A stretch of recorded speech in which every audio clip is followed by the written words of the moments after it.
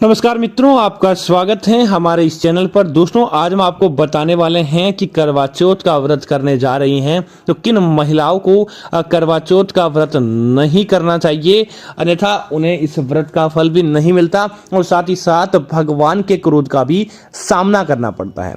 तो दोस्तों, आप जानते ही हैं करवा चौथ का व्रत महागौरी को समर्पित है, भगवान महादेव और माता पार्वती को समर्पित है। जब आप वैवाहिक जीवन के अंदर बंध जाते हैं तब करवा चौथ का व्रत किया जाता है।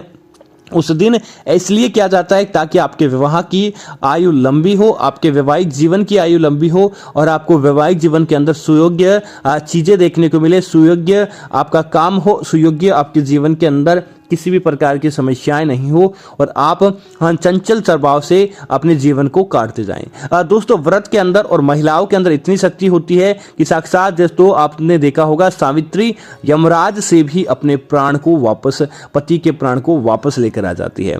महिलाओं के व्रत की इतनी शक्ति होती है। तो दोस्तों, करवा चौथ का व्रत हर महिलाएं रखती है, लेकिन आज हम आपको बताने वाले हैं इस वीडियो के माध्यम से कि ऐसी महिलाओं को करवा चौथ का व्रत नहीं रखना चाहिए, अन्यथा आपके जीवन के अंदर कंगाली या दरिद्रता आ जाती है। तो आगे बढ़ने से पहले आप अपने बारे में कोई भी राय है तो कमेंट में जरूर पूछें, निश्चित तौर पर आपको उत्तर दिया जाएगा। और दोस्तों, सबसे पहले दोस्तों ऐसी महिलाएं जो पुरुष जो शादीशुदा बंधन के अंदर बंध तो चुके हैं लेकिन अब काफी समय हो चुका है, लड़ाई झगड़ा उनकी जिंदगी के अंदर बढ़ता जा रहा है। देखते ही देखते दोस्तों हमेशा लड़ाई झगड़ा उनके जीवन के अंदर बना रहता है।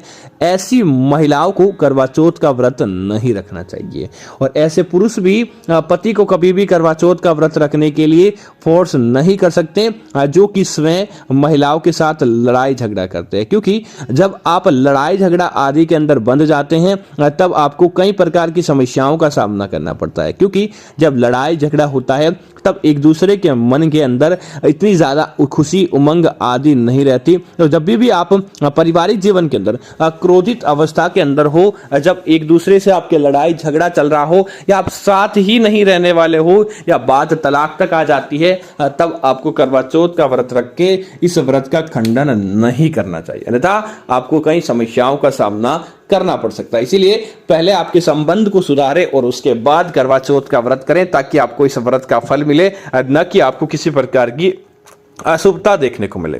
अब दोस्तों, दूसरा उन लोगों के बारे में बात करते हैं। आज का समय बड़ा ही आधुनिक है। कहीं पुरुष और महिलाएं बिना शादी के ही अपने एक दूसरे के साथ रहते हैं, जिसे लिव इन रिलेशनशिप कहा जाता है। ऐसी महिलाएं जो कि साक्षात अग्नि को साक्षी मानकर फेरे नहीं लेती, हिंदू शास्त्रों में उस विवाह को अधूरा माना जाता है। ऐसी महिलाएं जो अग्नि, माता पार्वती और भगवान शंकर को साक्षी मानकर फेरे नहीं लेती, फिर किस प्रकार से वह महागौरी का यह व्रत कर सकती है। ऐसी महिलाओं और पुरुषों को भी करवा चौथ का व्रत करने से बचना चाहिए, अन्यथा आपको इसका फल तो प्राप्त होता नहीं। तो पहले, क्योंकि बिना यज्ञ क्रिया के जो पति पत्नी बनते हैं उनको हवन के अंदर, पूजा पाठ के अंदर, उनको किसी धार्मिक अनुष्ठान के अंदर साथ बैठने की अनुमति नहीं है, क्योंकि वह बैठ भी जाते हैं तो दोस्तों लौकिक प्रमाण के आधार पर वह पूजा कभी भी सफल नहीं होती। ऐसी पूजा सदैव अधूरी रह जाती है।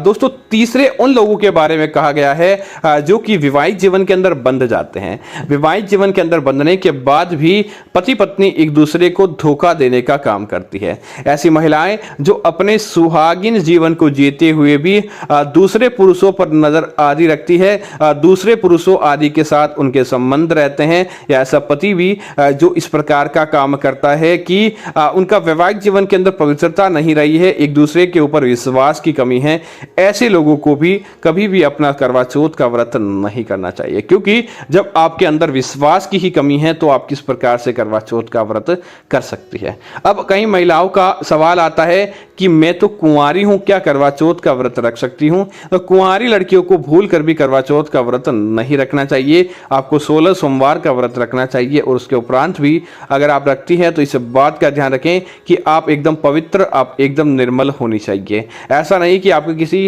व्यक्ति के साथ संबंध चल रहे हैं और उसके बाद आप व्रत रखते हैं, तो दोस्तों आपका व्रत का पहला गलती तो वही हो जाती है। इसीलिए ऐसा काम आपको नहीं करना चाहिए। गर्भवती महिलाओं को भी यह व्रत करने से बचना चाहिए। आप पूजा पाठ करें लेकिन व्रत करने से बचना चाहिए। शास्त्रों में तो यह बात नहीं लिखी है, लेकिन आपके स्वास्थ्य पर इसका अच्छा प्रभाव नहीं रहता है। तो उम्मीद है जानकारी आपको अच्छी लगी होगी। ऐसी अन्य जानकारी देखने के लिए आप हमारे चैनल को सब्सक्राइब करें और साथ ही साथ वीडियो को लाइक और शेयर करते रहें ताकि ऐसी जानकारी आपको मिलती रहेगी। धन्यवाद।